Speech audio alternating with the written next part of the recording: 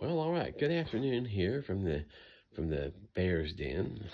So it's my little home studio, and so today I want to talk about something kind of intriguing. I do a lot of overdub sessions, and so a lot of what I do is people will send me stuff to be orchestrated for strings and horns, and once I get them orchestrated and all the parts written out, then I'll usually be contracted to go ahead and record them. So one of the things I wanted to discuss today has to do with the tracking process and what you can do to make it a lot easier on yourself. So if you're a person, maybe you're getting into this kind of thing and you want to learn some shortcuts that make it easier, this would be one of those. Now, I use a program called Finale for writing charts, and you can take a look at this. This is a piece I'm writing for a client. In fact, I finished writing it yesterday. You see all the parts written there. Now, and it's almost 300 measures long. It's a pretty long song. Um, so the problem that you run into a lot of times when you're tracking something this big, because it has uh, full string section. Well, I say full string section. I don't have bass and cello on this particular one, so I guess it's first and second violins and viola, and then it's also written with first, second, and third trumpets and alto horn. So, you know, seven different parts, and then it also has solo violin viola trio somewhere in the middle of the piece as well. Keeping track of where you're at though is kind of a big deal. And so if you look at the finale thing, the finale chart, you'll see there it has like 229, 230, 31, 32, 33, that kind of thing. And those are just bar count measures. That's to let you know where you are in the song when you're writing it. Well, the cool thing about it is if you cut to a click track, I always cut to a click if possible. And the reason is, and when I have people send me stuff, I say, please give me the click count on the tune. And it makes my life a whole lot easier because the stuff that you see on the finale, okay, what I do is I line the bar counts up. And if you look up here on my software, hopefully you can see that. And I hope this video is doing an adequate job. If you look up here, I'm moving the mouse around there. Like there's 124 or something of that nature. Like over here. So like, let's go over here to 220 here. See what's on the music there. You're right, hang on. 231 is the bar where the first, second, and third trumpets come in. So let's find 231 up here, okay? So we'll just expand on this.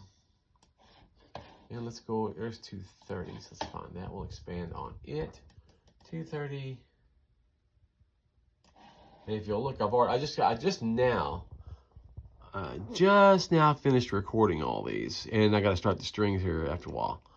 But those are the three trumpet parts, first, second, and third. And see, there's 231 where that comes in. And if you'll look here, there's 231 there. All right. So it all lines up, keeps you from getting lost. It's the roadmap that you need to get through the song. Because it's one thing just to have the music written out, but to have those bar counts, to have the bar counts that are on the sheet music line up with the bar counts that are on the tracking program, which I use Studio One. Love that program.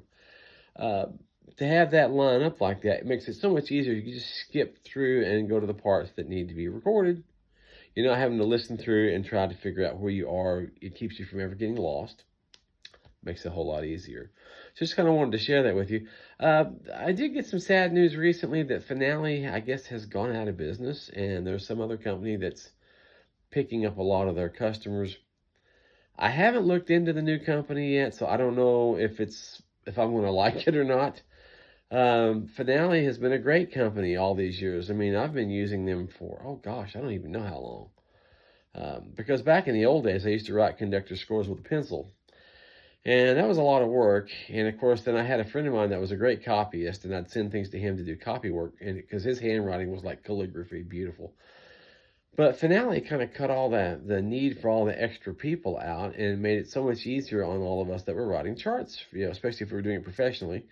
Because then you could, you could write the chart and you could print it, and it would be a professional print job. Looks beautiful, easy to read, and that was a great thing. And now that they've gone out of business, I don't know who's taking their place. I take that back. I just said there is a company My buddy Dave was telling me about it. I'm not convinced I'm going to like it. You know how that is. If you're used to using something, you've been using it for years, the new one might be better, but you're going to have to prove it to me first. But anyhow, enough of that. But this little thing about being able to track to a click and make sure that the bar counts on the recording software line up with the bar counts on the sheet music. It's going to make your life 10 times easier if you're cutting parts like these. So it's just, and also, if you're a studio owner and you have musicians that are coming in and you have an arranger bringing stuff like this to you, that's another thing to be aware of. You know, on the software, when you're lining things up to initially start your project, if you're bringing guys in, you hired them to play charts, it it wouldn't hurt you to make sure that that stuff all lines up before the musicians are coming into track, because when you're running through the track with them, they can just tell you, well, the next part that I got to play starts at bar 37, and you can just scroll over to bar 37. If you haven't taken the time to click it out and make sure everything lines up, then that's, you're guessing, and you might, be coming at the wrong spot and then have to go back and fix it, and it turns into a logistical nightmare. This is way easier. All right, y'all have a good day. See you next time.